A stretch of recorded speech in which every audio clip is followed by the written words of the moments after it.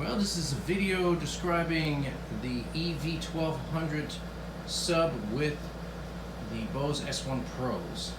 Obviously, everybody's been looking for a sub for these two little speakers. I don't know if this is the right one. It has a lot of power. I think it's matched perfectly, but it is not set up in the right way. And that is that the DSP built into this sub, it's not what I thought it would be. You have, turn it all the way down, low pass, you can go 80, 100, 120, 150, and then you can actually pick EV speakers. You can also pick music, live, club. Club is more chest, pounding, bass hitting, hip hop type music, pre-recorded music. Now, what I have here is the two S1 Pros, and what I thought would be the case was take the input, run it into the sub, take the output, run it into the S1. And it doesn't do exactly what I thought it would do. Low pass filter has nothing to do with the output and the input. Low pass filter, this is a lie as far as I'm concerned. It's the LX200. This is a lie because it's not low passing, it's low passing to itself internally. So if you're thinking of getting one of these and passing it through and then turning all the things and filtering out, it won't work. So I'm thinking about this, how this can be done. Well, you could either get a crossover,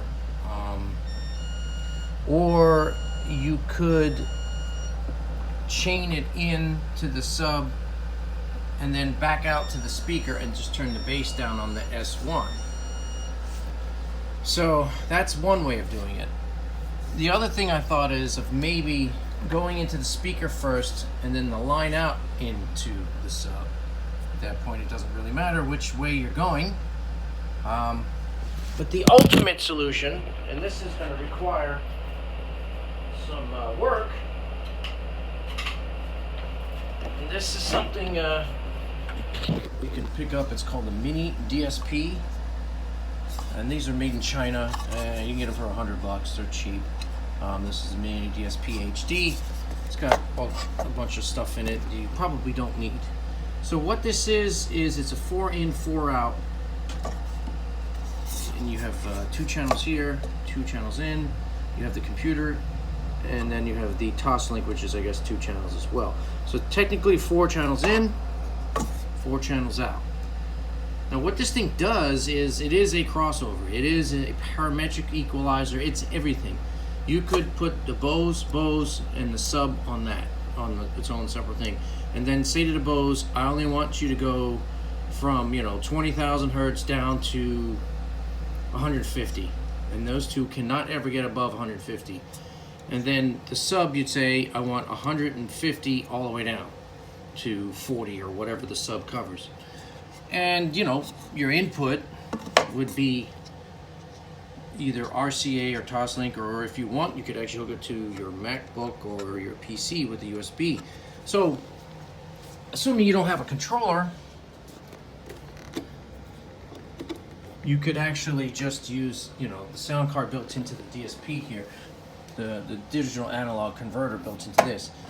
I am still thinking how to do this. The only other option I thought is they do have high pass filter XLR. It's like this long, unfortunately. And what it does is an XLR in, male and female, and you plug it through and it just filters everything below a certain frequency. Because what I found is turning the bass down still does not cut all the bass off, and this little thing, is still pushing up. I gotta admit, these 3 together is freaking badass. I mean, the Bose was badass as it was, but with the sub, the whole place shakes. It's just phenomenal. Perfect micro system. I just have to figure out the crossover point and the best way to do this. I'm really half tempted just to take an XLR cable, find a schematic online with some capacitors and maybe resistors, and just build my own passive crossover, right? And then it's built into the cable, there's no mess or anything. And they don't have to carry it. I mean, ideally, this little device here will allow you to tune everything exactly how you want. In fact, there's even free software on this that does room equalization automatically, where it plays a tone, and then with a special microphone, it will tune the room so it's perfect. There's no standing vibrations or off the walls or anything. It's perfect. I don't need it for that. I need it because I wanted the parametric 10-band parametric EQ. It's got so many bands, I don't even need that much. So I'm still thinking whether to keep the sub, return the mini DSP, and just get a crossover with an equalizer built in, or keep the mini DSP and run everything through that, or find a way to filter it with no electronics whatsoever. I really do want to keep the sub, and I'm definitely keeping the Bose. So the Bose are perfect. You're doing a small gig, less than 100 people, you don't need a sub. They're light, they're battery powered, you put them anywhere. But then when you want a bigger party maybe, or just a bigger room, 150 to 200 maybe 150, 160, bring in the sub, got a perfect little system. And then for the really big stuff, I guess, big rooms and 300, 400, 500 people, that's when you bust out the Bose L1 with the B2 subs. I mean, Bose could have fixed this damn thing in one problem. Take the B2 sub, take the pack light amplifier, and sell us a freaking cable that goes in between and filters out the thing, and I would have no problem. I would just drag my B2 along and a little pack light amp, and I'm done.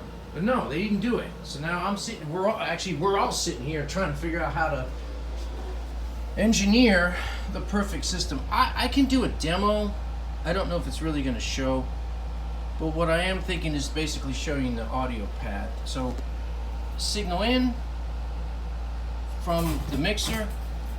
I don't like XLR or quarter inch. Out right into the speaker. And if you don't turn the bass down, I mean, yeah, you turn the bass down, it's putting less strain on it. I'll give you an example.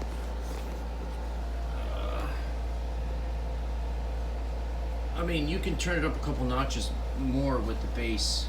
Turn it all the way down. I wish this was a complete kill. You could actually cut the bass, or sorry about the focus here. I wish it was a complete kill so you could actually do it. I don't know. I'm gonna mess around with it, but I think this little sub, and it only weighs like 43 pounds. You can get it for pretty cheap compared to some other subs out there. I don't want the Behringer. I know the Behringer's got the crossover and stuff, but EV's a better brand, and this actually weighs less than the EV, and I think it'll last longer. So, just wish they had done the crossover right.